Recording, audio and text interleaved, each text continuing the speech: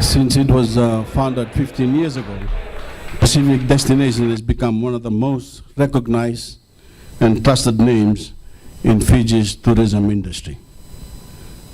The company is a joint venture between New Zealand and Fijian owners and has moved from a rather humble origins to a shining example of a successful local enterprise.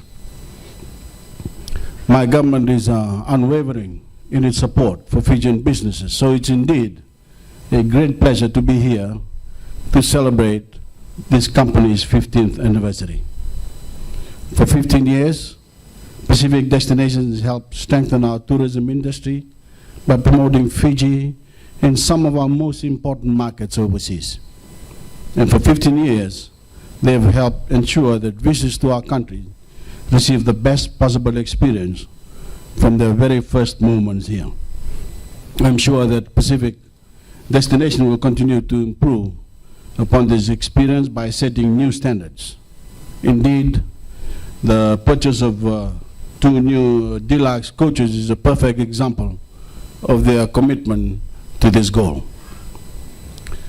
But I want to tell you that the coaches won't just mean better business for one company.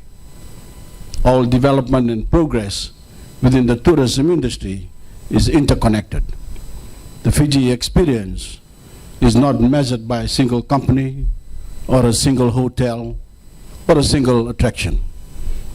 It's about the whole picture.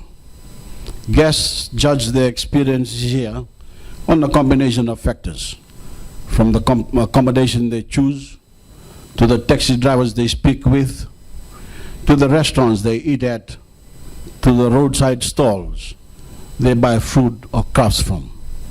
It's a collective effort, and we grow stronger as we continue to support and challenge each other to keep pushing the industry forward. In this way, each time a step is taken, big or small, to achieve higher standards and improve visitors' experiences, brand Fiji is strengthened. To support these efforts, my government decided to completely overhaul and rebrand Tourism Fiji so that it better promotes the efforts of individual companies, local businesses, and ordinary Fijians to innovate, to grow, and to prosper together, to continue to raise the bar to make Fiji one of the most popular tourism destinations in the world. Ladies and gentlemen, just as this is within the tourism industry, all development and progress within Fiji as a whole is interconnected. It's not about one policy, one initiative, or one sector.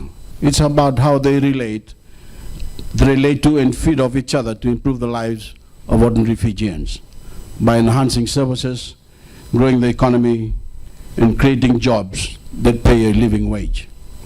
Here, we are at the beginning of 2014, the year that will see Fiji raise up a new parliamentary democracy, based for the first time ever on the principle of a common citizenry.